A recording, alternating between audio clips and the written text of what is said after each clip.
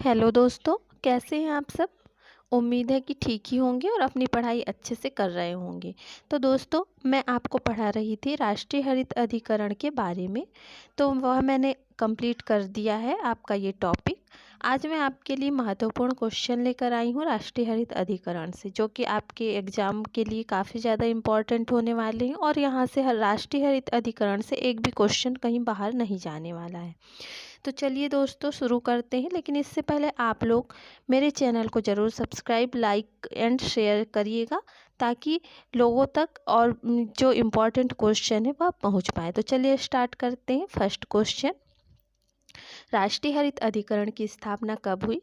राष्ट्रीय हरित अधिकरण की स्थापना हुई थी 18 अक्टूबर 2010 को। 18 अक्टूबर 2010 को राष्ट्रीय हरित अधिकरण की स्थापना हुई थी। सेकंड क्वेश्चन है, राष्ट्रीय हरित अधिकरण की प्रकृति क्या है। तो दोस्तों, ये है सांविधिक एवं अर्धन्यायिक निकाय, है ना। सांविधिक एवं अर्धन्यायिक निकाय है राष्ट्रीय हरित अधिकरण, एनजीटी। फिर राष्ट्रीय हरित अधिकरण किस आधार पर भारत में लाया गया।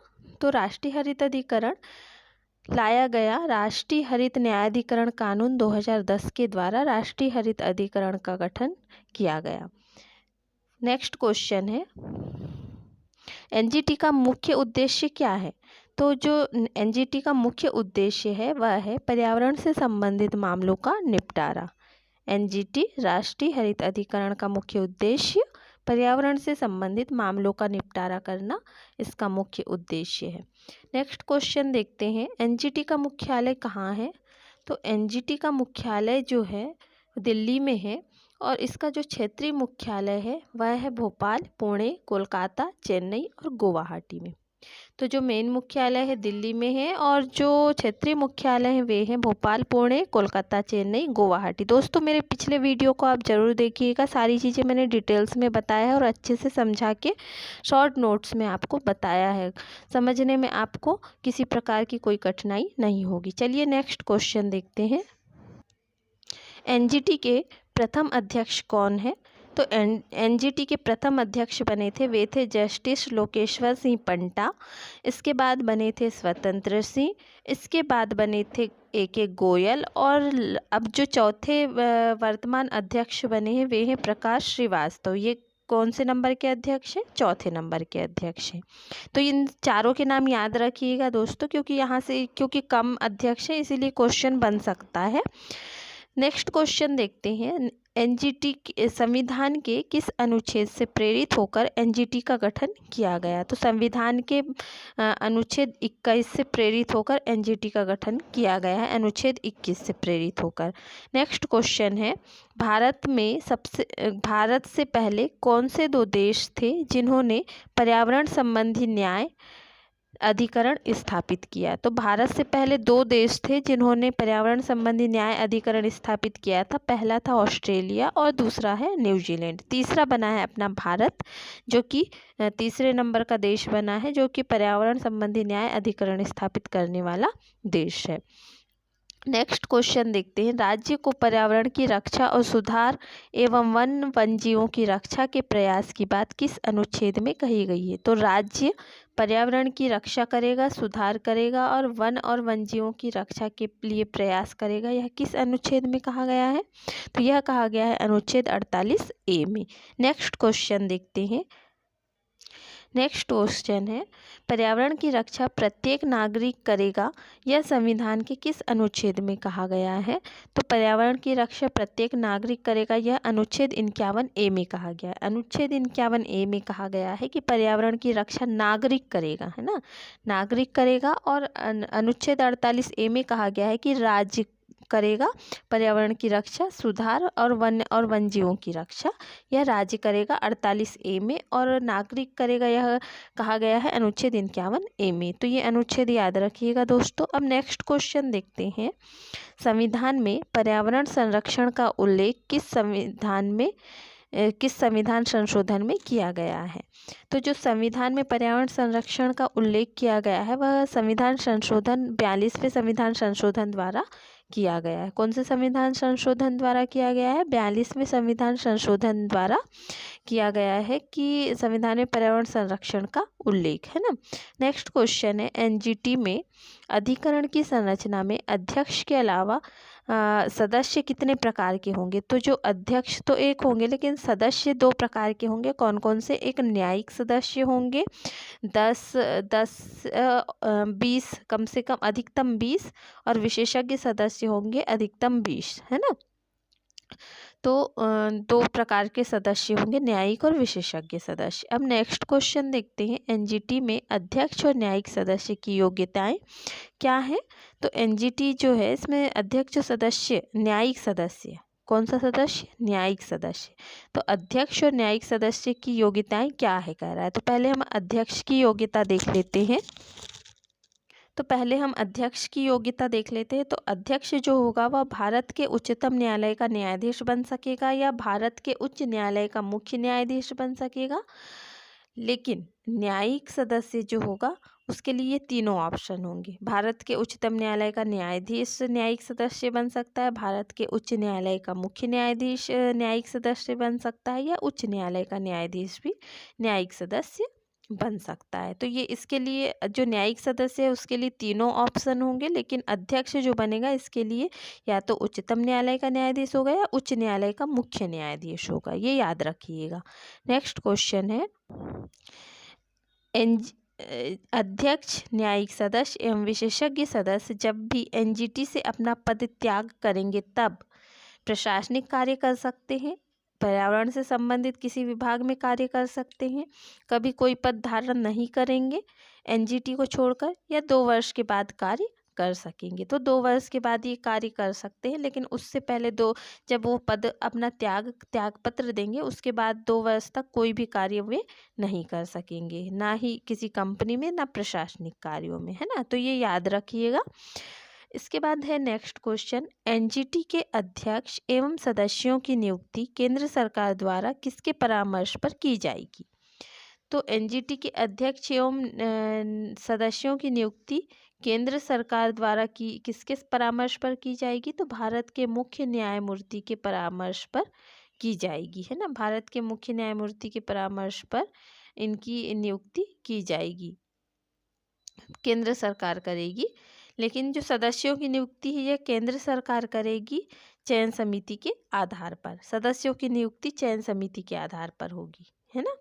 और जो अध्यक्ष की नियुक्ति होगी वो भारत के मुख्य न्यायमूर्ति के परामर्श पर केंद्र सरकार करेगी, लेकिन सदस्यों की जो नियुक्ति होगी वो चयन समिति के आधार पर होगी। अब देखते हैं हम नेक्स्ट क्वेश्चन ध्यान से समझिएगा दोस्तों। एनजीटी का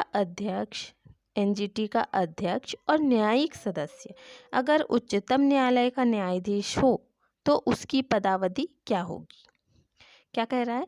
एनजीटी का अध्यक्ष हो या न्यायिक सदस्य हो, अगर वह उच्चतम न्यायालय का, है ना, उच्चतम न्यायालय का न्यायाधीश हो तो उसकी पदावधि क्या होगी? तो उसकी पदावधि जो होगी वह होगी 5 वर्ष या 70 वर्ष, 5 वर्ष या 70 वर्ष होगी। लेकिन अगर एनजीटी का अध्यक्ष एवं न्यायिक सदस्य उच्च न्यायालय, अभी हमने पढ़ा था उच्चतम न्यायालय का न्यायाधीश हो, अब बोल रहा है कि उच्च न्यायालय का मुख्य न्यायमूर्ति हो, उच्च न्यायालय का मुख्य न्यायमूर्ति हो, अभी उच्च न्यायालय का मुख्य न्यायमूर्ति की बात कर रहा है, एवं न्यायाधीश हो, मुख्य न्यायमूर्ति हो एवं न्यायाधीश हो, तो उसकी पदावधि क्या होगी? तो उसकी पदावधि होगी 5 वर्ष या 67 वर्ष। देखिए, लेवल उच्चतम न्यायालय सबसे बड़ा है, उच्चतम न्यायालय बड़ा है तो उसमें क्या है, ऐसे समझिए इसको, उच्चतम न्यायालय बड़ा है ना, तो उसमें जो राष्ट्रीय हरितकरण के अध्यक्ष और सदस्य है, जो उच्चतम न्यायालय का न्यायाधीश रहेगा तो उसके अध्यक्ष और सदस्यों की एज जो है, उम्र जो है बढ़ा दी जाएगी 70 वर्ष, क्योंकि यह बड़ा है। लेकिन जो उच्च न्यायालय का मुख्य न्यायमूर्ति हो या न्यायाधीश हो, तो उच्च न्यायालय छोटा होता है ना, उच्च न्यायालय राज्यों में होगा, लेकिन उच्चतम न्यायालय भारत का होगा और उच्च न्यायालय राज्यों में होगा, तो ये छोटा हुआ इससे। तो ये जो उच्च न्यायालय है तो इसमें अगर ये छोटा है तो एज भी इसमें छोटी होगी, ये याद रखिएगा। तो एज 67 वर्ष कम कर देगा। तो उच्चतम न्यायालय में ज़्यादा एज है और जो उच्च न्यायालय है उसमें कम एज कर दिया है। तो जो 5 वर्ष और 67 वर्ष है अध्यक्ष एवं न्यायिक सदस्य की, अगर वह उच्च न्यायालय का मुख्य न्यायमूर्ति और न्यायाधीश हो तो। इसके बाद देखते हैं एनजीटी के विशेषज्ञ सदस्य की पदावधि क्या होगी। तो एनजीटी के विशेषज्ञ सदस्य की तो इसमें कोई कन्फ्यूजन नहीं है, इसमें 5 वर्ष होगा या 65 वर्ष, है ना। विशेषज्ञ सदस्य की याद रखिएगा 5 वर्ष या 65 वर्ष। इसमें ये नहीं है कि उच्च न्यायालय का उच्चतम न्यायालय का, ऐसा कुछ नहीं है और अब बनते भी नहीं है। विशेषज्ञ सदस्य जो हैं वो तो अलग ही बनते हैं। तो ये 5 वर्ष या 65 वर्ष होगी इनकी पदावधि। नेक्स्ट क्वेश्चन देखते हैं, एनजीटी के अध्यक्ष एवं सदस्यों को कौन पद से हटा सकते हैं। तो एनजीटी के अध्यक्ष एवं सदस्यों को केंद्र सरकार पद से हटा सकती है और एक अपना त्यागपत्र भी केंद्र सरकार को सौंपते हैं। तो ये याद रखिएगा। नेक्स्ट क्वेश्चन देखते हैं दोस्तों, एनजीटी के विरुद्ध अपील कहाँ की जा सकती है। तो एनजीटी ने अगर गलत फैसला लिया है, गलत निर्णय सुना दिया है या कोई गलत अधिनियम के बारे में बता दिया है तो एनजीटी के विरुद्ध अपील कहाँ की जाएगी, उच्चतम न्यायालय में की जाएगी। उच्चतम न्यायालय में अपील की जा सकती। अब नेक्स्ट क्वेश्चन है, एनजीटी का मुख्य कार्य क्या है। तो एनजीटी का मुख्य कार्य है पर्यावरण से संबंधित मामलों का त्वरित निराकरण। 6 महीने के अंदर अगर एनजीटी में कोई भी पर्यावरण से संबंधित कोई भी मामला आता है तो 6 महीने के अंदर उसका निपटारा किया जाना चाहिए। तो यह इसका मुख्य कार्य है। नेक्स्ट क्वेश्चन है दोस्तों, एनजीटी ने हाल ही में केरल सरकार पर जुर्माना लगाया था, वह किस लिए था। तो जो एनजीटी ने अभी केरल सरकार पर 10 करोड़ रुपए का जुर्माना लगाया था तो वह था वेम्बनाड एवं अष्टमुंडी में प्रदूषण की रोकथाम में असमर्थ थी वहाँ की सरकार, है ना। वहाँ पे आदेश दिया गया था कि वेम्बनाड एवं अष्टमुंडी में प्रदूषण फैल रहा है तो उसकी रोकथाम करें, लेकिन जो केरल सरकार है उसने उधर ध्यान नहीं दिया, इसलिए जो केरल सरकार है उसके ऊपर जुर्माना लगाया गया था राष्ट्रीय हरित अधिकरण द्वारा। अब नेक्स्ट क्वेश्चन देखते हैं, वह कौन से अधिनियम है जो एनजीटी के अधिकार क्षेत्र से बाहर रखे गए हैं। तो वे हैं वन्यजीव संरक्षण अधिनियम 1972 और अनुसूचित जनजातियों में अन्य परंपरागत वन निवासी अधिनियम 2006। वन्यजीव संरक्षण अधिनियम 1972, अनुसूचित जनजातियों में अन्य परंपरागत वन्य निवासी अधिनियम 2006।